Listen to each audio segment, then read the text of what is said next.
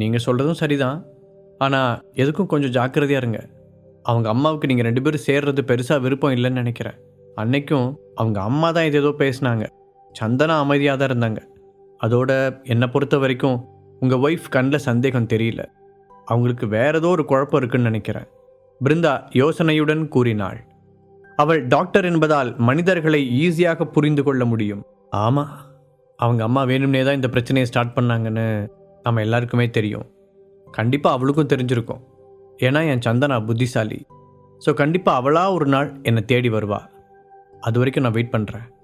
பதில் சொன்ன ஹரிஷ் அவன் ஃபோனை எடுத்து ஏக்கத்துடன் பார்த்தான். 1487வது தடவை. பிருந்தா சிரித்துக்கொண்டே சொல்ல, என்ன என்று ஹரிஷ் புரியாமல் அவளை பார்த்தான். இந்த ஹாஸ்பிட்டல் ரூமுக்குள்ளே வந்ததுலேருந்து நீங்கள் உங்கள் ஃபோனை எடுத்து பார்க்கறது இதோட 1487வது தடவைன்னு சொல்கிறேன். பிருந்தா மீண்டும் சொல்ல ஹரிஷின் உதட்டோரத்திலும் லேசாக சிரிப்பு தெரிந்தது. ஆனாலும் அவனுடைய கண்களில் சோகம் அப்படியே தான் இருந்தது.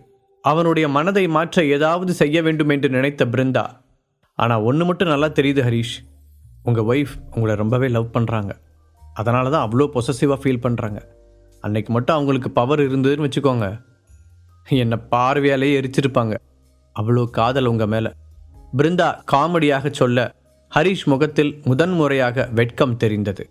அதை நிறைவான மனதுடன் பார்த்த பிருந்தா, அப்புறம் ஹரிஷ், நானே உங்ககிட்ட ஒரு ஹெல்ப் கேட்கலான்னு தான் வந்தேன். நான் ஒரு கார் வாங்கலான்னு ஆசைப்பட்றேன். என்ன கார்னு கூட செலக்ட் பண்ணிட்டேன். பட் என்ன பிரச்சனைனா, நான் கார் ஓட்டி பழகி ரொம்ப நாளாச்சு. இப்போ திரும்பவும் ஓட்ட கொஞ்சம் பயமாக இருக்குது. அதான் என்ன பண்ணுறதுன்னு தெரியல என்று சொன்னாள். அவ்வளோதானே, கார் ஓட்டுறது ஒன்றும் பெரிய விஷயம் இல்லை. உங்களுக்கு தான் ஆல்ரெடி ஓட்ட தெரியும்னு சொல்கிறீங்கல்ல, அப்படின்னா 2 நாள் ப்ராக்டிஸ் பண்ணால் போதும். நீங்கள் வேணால் என் காரை ஓட்டி பாருங்க என்ற ஹரிஷ் அவனுடைய காரை பிருந்தாவிடம் கொடுத்து ஓட்ட வைத்தான். பிருந்தாவும் முதலில் ஓரளவிற்கு நன்றாகத்தான் ஓட்டினாள். ஆனால் காரை ரிவர்ஸ் எடுக்கும் பொழுது பின்னால் இருந்த கரண்ட் கம்பத்தில் முட்டியவள் அதை சரி செய்யும் பதட்டத்தில் ரோட்டின் ஓரத்தில் இருந்த மரத்தில் கொண்டு போய் இடித்து நிறுத்தினாள். நல்ல வேளையாக ஏர்பேக் இருந்ததால் இருவரும் அடிபடாமல் தப்பித்தார்கள். ஆனால் காரை காப்பாற்ற முடியவில்லை. அதனால் ஹரிஷ் காரை ஒர்க் ஷாப்பில் விட்டிருக்க அது எப்போது வரும் என்று தெரியவில்லை. அவனிடம் இப்போது வேறு சில கார்கள் இருந்தாலும் அதையெல்லாம் எடுக்க இன்ட்ரெஸ்ட் இல்லாமல் ஏனோ ஸ்கூட்டரை எடுத்து ஓட்டிக் கொண்டிருந்தான். இன்றைக்கு பிருந்தா புதிய கார் எடுப்பதற்காக ஹரிஷிடம் மீண்டும் ஹெல்ப் கேட்க அதே ஸ்கூட்டரில் ஹாஸ்பிட்டலுக்கு சென்று அவளையும் கூட்டிக் கொண்டு கிளம்பினான். எல்லாவற்றையும் நினைத்து பார்த்த ஹரிஷ் கடைசியாக இதே போன்று சந்தனாவை ஸ்கூட்டரில் உட்கார வைத்து ஓட்டியதும் அன்றைக்கு அவர்கள் சந்தோஷமாய் பேசி சிரித்ததும் நினைவுக்கு வர தலையை குலுக்கிக் கொண்டான். அவளே என்னை சந்தேகப்பட்டு சண்டை போட்டு போயிட்டா, அப்புறம் நான் மட்டும் ஏன் 24 ஹவர்ஸும் அவளை பற்றி மட்டுமே யோசிச்சுட்டு இருக்கேன். முதல்ல அவளை பற்றின நினைப்பை ஒரு ஓரமாக ஒதுக்கி வச்சுட்டு ஒழுங்காக மற்ற விஷயங்களில் கான்சன்ட்ரேட் பண்ணணும். ஏற்கனவே கம்பெனியில் ஏதோ பிரச்சனைன்னு நிக்கிதா கால் பண்ணாங்க. முதல்ல அது என்னன்னு பார்த்துட்டு போவோம் என்று தனக்குள் முடிவெடுத்தான் ஹரிஷ். ஹரிஷ், அங்கிள் ஆண்டி நல்லா இருக்காங்கல்ல? அவங்க டிஸ்சார்ஜ் ஆகி வீட்டுக்கு போனதுக்கப்புறம் என்னாலையும் வந்து பார்க்க முடியல. சடனாக பிருந்தா கேட்க, நல்லா இருக்காங்க என்று மட்டும் சொன்னான் ஹரிஷ். அதற்குள் தியானா மீடியா வர, பிருந்தா, எனக்கு இங்கே ஒரு சின்ன வேலை இருக்குது. ஒரு 1/2 hour எனக்காக வெயிட் பண்ண முடியுமா? அதை முடிச்சுட்டு போயிடலாம். அவன் கேட்க பிருந்தாவும் தலையாட்டினாள். ஹரிஷ் பார்க்கிங் ஏரியாவில் அவனுடைய ஸ்கூட்டரை நிறுத்த பிருந்தா இறங்கி நின்றாள். அப்போது அங்கு ஒட்டப்பட்டிருந்த போஸ்டரில் தெரிந்த ரித்திகாவின் முகத்தை பார்த்த பிருந்தா, வாவ், ரித்திகா இப்போ தியான மீடியாவில் தானே இருக்காங்க, எனக்கு அவங்கள ரொம்ப பிடிக்கும் என்றாள். அவளுடைய முகத்தில் தெரிந்த ஆர்வத்தை கவனித்த ஹரிஷ், உங்களுக்கு ரித்திகாவோட ஆட்டோகிராஃப் வேணுமா பிருந்தா என்று கேட்டான். அதை கேட்டு முகம் மலர்ந்த பிருந்தா ஆமாம் என்று எக்ஸைட்மெண்ட்டுடன் தலையாட்டினாள். அதே நேரத்தில் அவர்களுக்கு பின்னால் க்ரீச் என்ற ஒரு சத்தம் கேட்க இருவரும் ஒரு அதிர்ச்சியுடன் திரும்பி பார்த்தார்கள். அங்கு வந்த ஒரு கார் ஸ்கூட்டரின் பின்பக்கத்தில் லேசாக மோதி சடன் பிரேக் போட்டு நின்றது. ஏன் இந்த பார்க்கிங் வந்தாவே யாரோ ஒருத்தர் வந்து என் ஸ்கூட்டர் மேலேயே மோதுறாங்க? சலிப்புடன் நினைத்த ஹரிஷ் அந்த காரை முறைத்தான். அதற்குள் காரிலிருந்து இறங்கிய ஒரு கோட் சூட் போட்ட இளைஞன், ஹே, உனக்கு அறிவில்லை? கார் பார்க்கிங்கில் வந்து ஸ்கூட்டர் நிப்பாட்டிட்டு இருக்க? இப்போ பார், என் காரில் ஸ்க்ராட்ச் ஆயிடுச்சு என்று எடுத்த எடுப்பில் கொஞ்சம் கூட மரியாதையே இல்லாமல் பேசினார். ஹலோ, என்ன விட்டால் ஓவராக பேசிட்டே போகிறீங்க? பார்க்கிங்கில் நின்றுக்கிட்டு இருந்த ஸ்கூட்டர் மேலே காரை கொண்டு வந்து விட்டது நீங்கள். அதுக்கு முதல்ல நீங்கள் தான் சாரி கேட்கணும், பிருந்தா கோபமாக சொன்னாள். பிருந்தாவின் அழகை பார்த்ததும் அந்த இளைஞன் வாயடைத்து போனான். ஹாய் மேடம் என்றவன் அதற்கு மேல் என்ன பேசுவதென்று தெரியாமல் அது வந்து என்ன வழிந்தான். அப்போது, வினோத் என்னாச்சு, கார் டேமேஜ் ஆயிடுச்சா என்று கேட்டுக்கொண்டே ஒரு பெண் அந்த காரில் இருந்து இறங்கினாள். அந்த பெண்ணை பார்த்ததும் திகைத்து போன ஹரிஷ், பல்லவி மேம் நீங்களா என்று ஆச்சரியத்துடன் கேட்டான். அவனுடைய காலேஜ் ப்ரொஃபஸர் பல்லவியை அங்கு அவன் எதிர்பார்க்கவில்லை. ஹாய் ஹரிஷ், எப்படி இருக்க, நீங்க தான் வேலை பார்க்குறியா என்று அவளும் பதிலுக்கு கேட்டாள். அதற்கு என்ன பதில் சொல்வதென்று ஒரு நிமிடம் யோசித்த ஹரிஷ், நான் சும்மா இங்கே ஒரு வேலையாக வந்தேன் மேம் என்றான். அதை கேட்ட பல்லவி, ஆமாம் இப்போதான் எனக்கு ஞாபகம் வருது, நீ எந்த வேலையும் செய்யாமல் சும்மா சுற்றிட்டு இருக்கிறதா அஜய் என்கிட்ட சொன்னான். அதை என்னால் நம்பவே முடியல. காலேஜ் படிக்கும்போது எவ்வளோ ஸ்மார்ட்டான ஸ்டூடெண்ட் நீ, என்ன மற்றவங்களோட கொஞ்சம் ஃப்ரீயாக பழக மாட்டேன் அவ்வளோதான். ஆனால் அதுக்காக இப்படி நீ வீணாக போவேன்னு நான் நினச்சி கூட பார்க்கல. ஹரிஷ், ஒரு ப்ரொஃபஸராக அவங்க எல்லார்கிட்டையும் நான் என்ன சொன்னேன், படித்து முடித்ததுக்கப்புறம் சொந்த காலில் நிற்கணும், எதுவும் தானாக மடியில் வந்து விழுகும்னு எதிர்பார்க்கக்கூடாது, கஷ்டப்பட்டு உழைச்சி வாழ்க்கையில் முன்னேறணும்னு சொன்னனா இல்லையா? அதெல்லாம் எதுவுமே உன் காதில் ஏறவே இல்லைன்னு தோணுது என்று வருத்தத்துடன் கூறினாள்.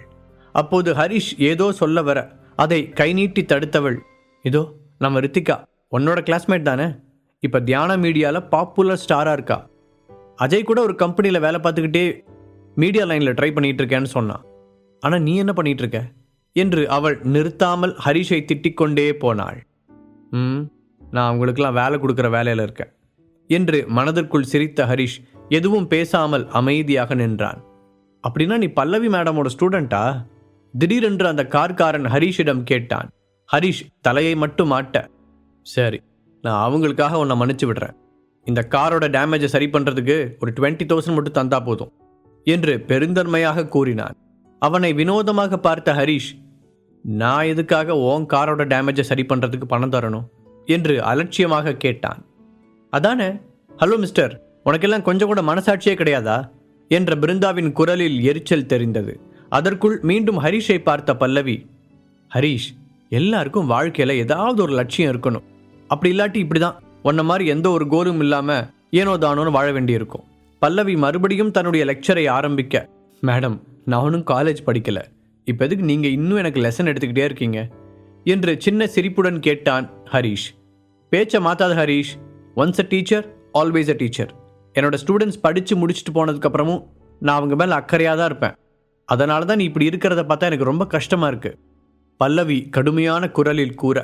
அவள் சொல்வதை கேட்டு ஹரிஷால் தலையை மட்டும்தான் ஆட்ட முடிந்தது.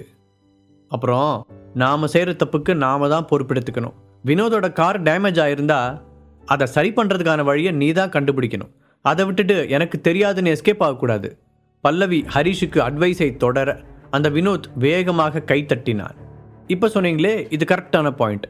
என்னோட கார் காஸ்ட்லியாக இல்லாமல் இருக்கலாம், ஆனால் அது புது கார். வினோத் சொல்ல, சரி வச்சுக்கோ என்றான் ஹரிஷ். அதை கேட்டு பல்லவி திரும்பவும் அவனை முறைக்க, அட கடவுளே, இன்னைக்கு யார் முகத்தில் முழிச்சேனே தெரியல, வந்து வசமாக சிக்கிக்கிட்டேன். மனதிற்குள் புலம்பிய ஹரிஷ் பல்லவியை பார்த்து கடனே என்று சிரித்து வைத்தான்.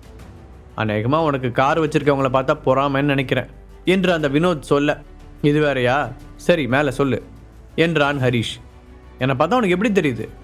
நானும் பார்க்குறேன், ஸ்டார்டிங்கில் இருந்து நக்கலாகவே பதில் சொல்லிக்கிட்டு இருக்க. ஃபஸ்ட்டு எங்ககிட்ட சாரி கேள்றா. டென்ஷனான வினோத் கண்ட்ரோலை இழந்து கத்தினான். வேற எப்படி பேச சொல்கிற? பார்க்கிங்னு ஒன்று இருந்தால் அதில் எந்த வண்டியை வேணாலும் நிறுத்தலாம், கார் தான் நிறுத்தணும், 2 வீலர் நிறுத்தக்கூடாதுன்னு இங்கே எங்கேயாவது ரூல்ஸ் எழுதி போட்டிருக்கா என்ன? அப்புறம் நான் இதுக்கு சாரி கேட்கணும்? நானா ஒழுங்காக கார் ஓட்ட தெரியாமல் இன்னொருத்தர் வண்டியில் போயிடுச்சேன்?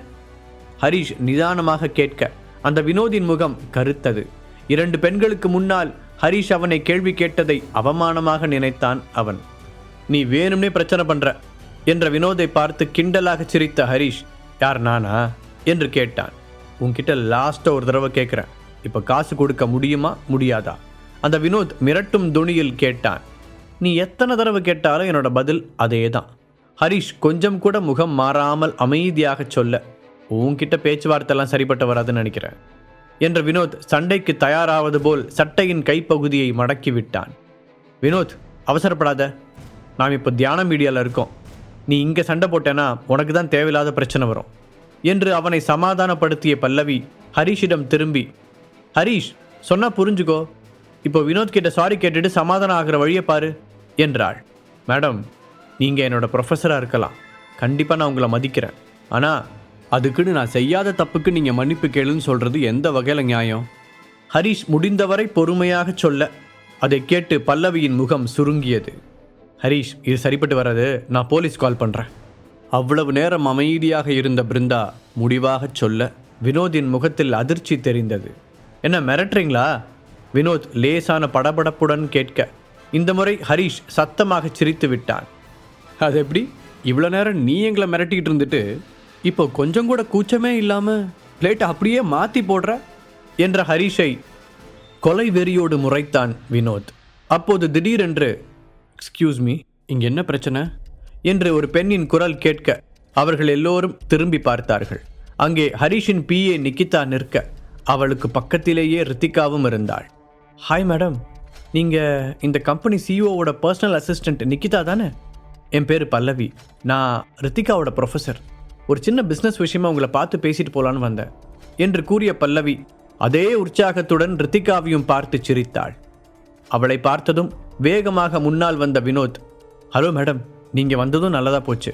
இதோ இவன் காரை பார்க் பண்ணுற இடத்துல அவனோட ஓட்ட ஸ்கூட்டரை நிறுத்திட்டு எங்ககிட்ட வீணாக பிரச்சனை பண்ணிகிட்டு இருக்கான் என்று ஹரிஷின் மீது குற்றப்பத்திரிகை வாசிக்க அவனை பார்த்த நித்திகாவின் கண்களில் கோபம் தெரிந்தது.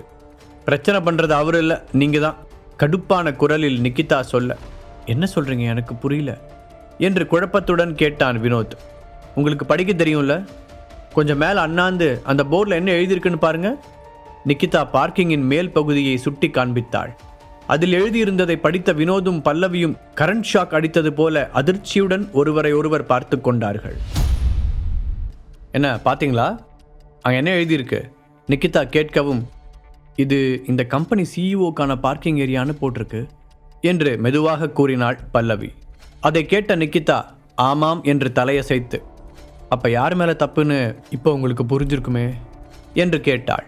அப்போதும் கோபம் தீராத வினோத் ஹரிஷை சுட்டிக்காட்டி, அப்படி பார்த்தா இவன் மட்டும் அதில் நிறுத்தலாமா?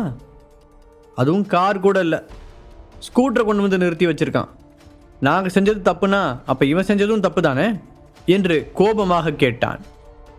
ஹலோ மிஸ்டர், கொஞ்சம் மரியாதையாக பேசுங்க. எங்கே வந்து யாரை இன்சல்ட் பண்ணுறீங்க? நான் தான் சொல்கிறேன்ல, அவர் எந்த தப்பும் பண்ணலைன்னு. அது அவருக்கான பிளேஸ். அதில் அவர் காரை நிறுத்தலாம், ஸ்கூட்டரை நிறுத்தலாம், அவ்வளோ ஏன் ஒரு மாட்டை கூட கட்டி வைக்கலாம். அதை கேட்குறதுக்கு இங்கே யாருக்குமே ரைட்ஸ் கிடையாது. நிக்கிதா அழுத்தம் திருத்தமாக கூற பல்லவியும் வினோதும் ஒரு நிமிடம் அவள் என்ன சொல்கிறாள் என்று புரியாமல் விழித்தனர். இன்னொரு பக்கம் ஹரிஷ் அமைதியாக கை கட்டி நின்றிருந்தான். வினோத் அவனை திரும்பி பார்க்க ஹரிஷ் தன்னுடைய ஒற்றை புருவத்தை கிண்டலாக தூக்கி காண்பித்தான். அப்போதுதான் நிக்கிதா சொன்னது முழுதாக மண்டைக்கு உரைக்க, நீங்கள் என்ன சொல்கிறீங்க? அப்படின்னா இவன் தான் அந்த, ஐயோ இல்லை சாரி, இவர் தான் அந்த கம்பெனியோட சிஇஓன்னு வினோத் முடிக்க முடியாமல் இழுத்தான். முழு கதையையும் கேட்டு மகிழ பாக்கெட் FM ஆப்பை டவுன்லோட் செய்யுங்கள். லிங்க் டிஸ்கிரிப்ஷனில் கொடுக்கப்பட்டுள்ளது. உங்கள் மனம் கவர்ந்த கிங் ரீலோடட் தொடர் பொது முகங்களுடன் கிங் மகாராஜா என்னும் பெயரில் தொடர்ந்து ஒளிபரப்பாகிறது.